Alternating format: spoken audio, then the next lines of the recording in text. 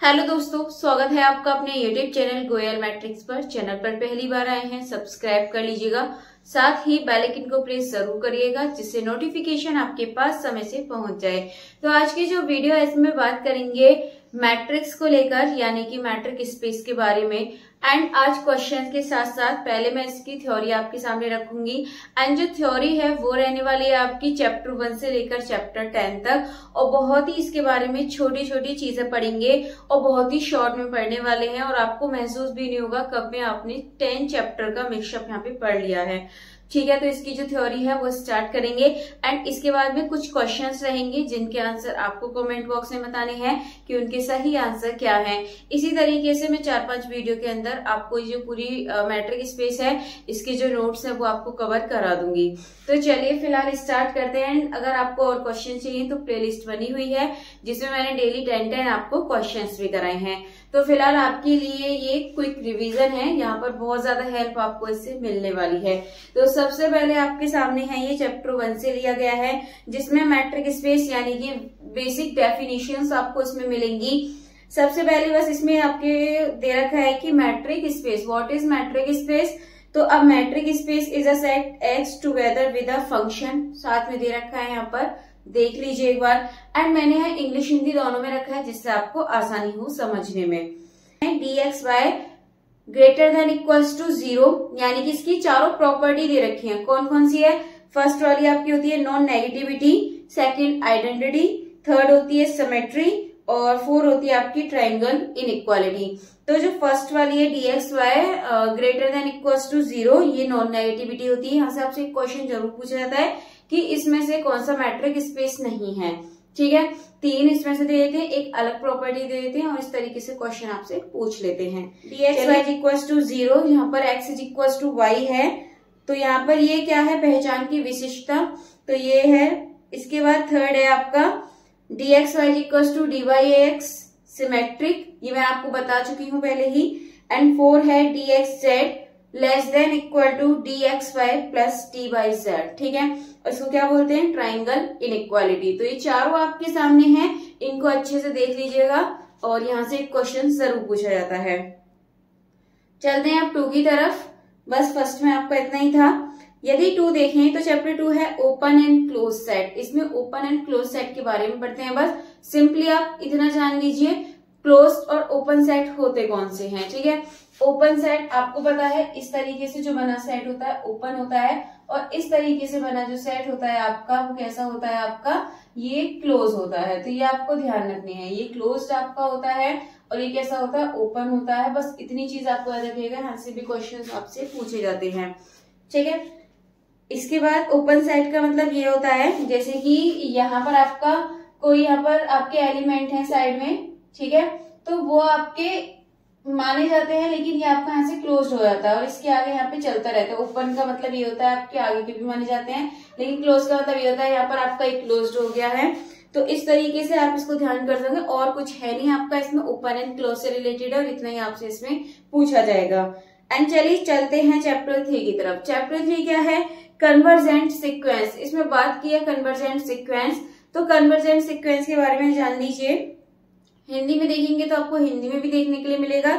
ये आपका यदि प्रत्येक जो एप्सिलॉन होता है वो बड़ा होता है 0 के लिए, पूर्णांक n ऐसा हो कि जब n बड़ा भी हो और बराबर भी हो n के, तब dxn x कैसा हो जाता है आपका? लेस देन हो जाता है, तो अनुक्रम x की ओर संगमित होता है।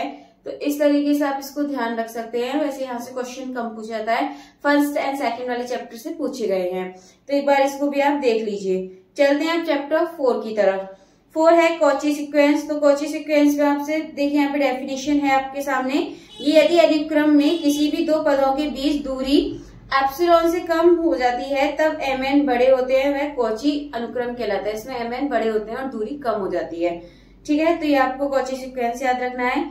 इसके बाद देखेंगे 5, तो ये आपका कंप्लीट मैट्रिक्स। कंप्लीट मैट्रिक्स का मतलब होता है पूर्ण मैट्रिक, और इसमें अगर देखें तो ये आपका a metric space is complete. एक मैट्रिक स्पेस को कंप्लीट कब कहा जाता है? If every Cauchy sequence in it is converge to a point in the space. यदि जो एवरी कॉची सीक्वेंस है वो कन्वर्ज होते हैं और एक पॉइंट पर ही होते हैं, तो ये आपका होता है कंप्लीट मैट्रिक। हिंदी में भी देख लीजिए, यदि प्रत्येक कॉची अनुक्रम का सीमा बिंदु उसी स्थान में मौजूद हो तो वह स्थान पूर्ण कहलाता है। ठीक है, तो ये आपको याद रखना है। इसके बाद चलते हैं आगे 6 की तरफ। तो ये आपका कॉम्पैक्टनेस दे रखा है, आपको क्वेश्चन पूछा जाता है यहाँ से। तो यहाँ से आपके पास डेफिनेशन भी है, अ metric space is compact if every open cover has a finite सब कवर। एक मैट्रिक स्पेस कॉम्पैक्ट कब होता है, जब एवरी ओपन कवर, जो सभी ओपन कवर होते हैं उनके पास फाइनाइट सब कवर होते हैं। हिंदी में जान लीजिए एक बार, ये आपका यदि किसी मैट्रिक स्पेस के प्रत्येक ओपन कवर कोई इनफाइनाइट फाइनाइट सब कवर मौजूद हो तो वह स्पेस कॉम्पैक्ट कहलाता है। ठीक है, याद रखना है आपको। एंड इसके बारे में थोड़े से की पॉइंट भी दे रखे हैं, ये देख लीजिएगा। क्वेश्चन यहाँ से एमसीक्यूज बन जाते हैं, जैसे every compact matric space is bounded and complete, direct पूछा जा सकता है। तो यहाँ से ये की पॉइंट है आपका, यहाँ से क्वेश्चन पूछा जाता है। सेकंड यदि देखें तो Heine Borel theorem in Rn a subset is compact, it is closed and bounded। तो ये भी आप याद रखिएगा। दो यहाँ पर आपके सामने नोट्स हैं, यानी कि की पॉइंट्स और क्वेश्चंस आपको यहाँ से पूछे जा सकते हैं। इसके बाद चलते हैं आगे और नेक्स्ट है आपका कनेक्टेडनेस। ठीक है, इसमें आप देखेंगे a metric space is connected if it is can not be written as the union of two disjoint non empty open set. ठीक है, एक मैट्रिक्स को कनेक्टेड कब कह सकते हैं, जब क्या होता है, if it can not be written as the union of two disjoint non empty open set. दो disjoint non empty open set है और जब उसके यूनियन को नहीं लिख सकते हैं, ठीक है, तो तब आपका कैसा होता है, कनेक्टेड होता है। हिंदी में भी देख लीजिए, मैट्रिक स्पेस के दो अलग अलग विभाजित नॉन एम्प्टी ओपन सेट में विभाजित ना किया जा सके तो वह कनेक्टेड सेट कहलाता है। और इसके भी आप की पॉइंट्स देख सकते हैं, आपके सामने है। की पॉइंट है intervals in are connected, question पूछा जा सकता है। और सेकंड है आपका continuous image of connected space is connected. तो ये आपको की पॉइंट जरूर याद रखने हैं। आगे चलते हैं 8 की तरफ। तो ये आपका टोटल बाउंडेडनेस। तो टोटल बाउंडेडनेस के बारे में देखें तो अ metric space is totally bounded if for every epsilon greater than 0 the space can be covered by finitely many balls of radius.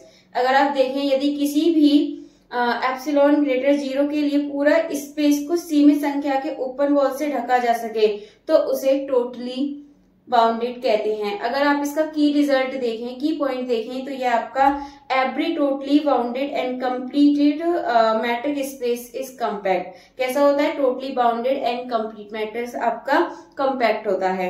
इसके बाद चलते हैं आगे 9 की तरफ। 9 देखेंगे तो ये आपका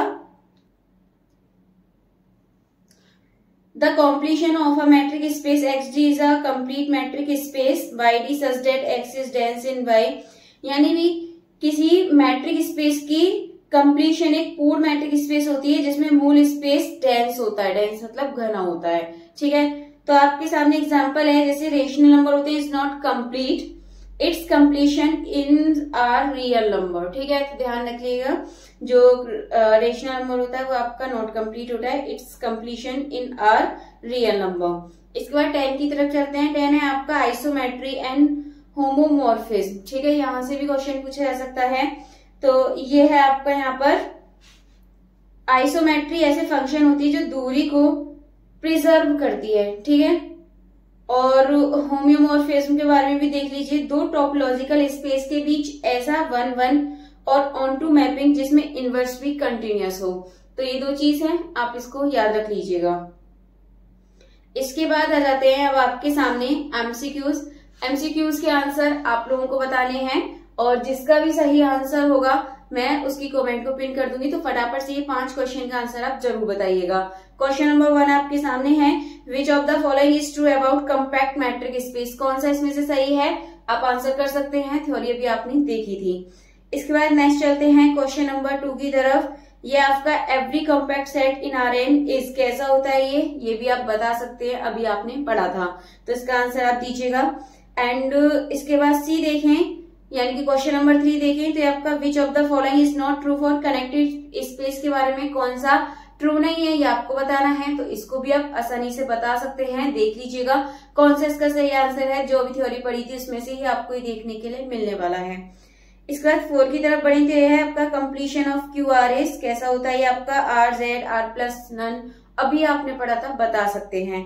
इसके बाद नेक्स्ट है आपका यहाँ पे question 5, a metric space is totally bounded if. जो मैट्रिक स्पेस होती है वो टोटली बाउंडेड होती है इफ इनफाइनाइट कवर एग्जिस्ट, या फिर can be covered by finitely many walls, या फिर कंप्लीट, या फिर नॉन ऑफ दिस। 4 ऑप्शन है, इसकी भी सही आंसर बता दीजिएगा। तो अभी आपके सामने टोटल 5 क्वेश्चन हो चुके हैं। इनके जो जो सही आंसर हैं आप लोग कमेंट बॉक्स में बता दीजिएगा, एंड जो थ्योरी है उसको पहले ध्यान से देखिएगा, फिर आप आसानी से उनके आंसर कर सकते हैं। इसी तरीके से कुछ ही वीडियो में मैं आपको ये मैट्रिक स्पेस खत्म करा दूंगी। देन इसके बाद हम इसी तरीके से हर टॉपिक के यहाँ पर पहले जो शॉर्ट नोट है वो कवर कर लेंगे, देन उसके बाद फिर उसके एमसीक्यूज में आपको करने के लिए देने वाली हूँ। चलिए फिलहाल आज की वीडियो में इतना काफी है, मिलते हैं हमारी नेक्स्ट वीडियो में आगे के क्वेश्चन के साथ। तब तक के लिए आप ज्यादा से ज्यादा वीडियो को लाइक करें, कमेंट करें एंड शेयर भी करें।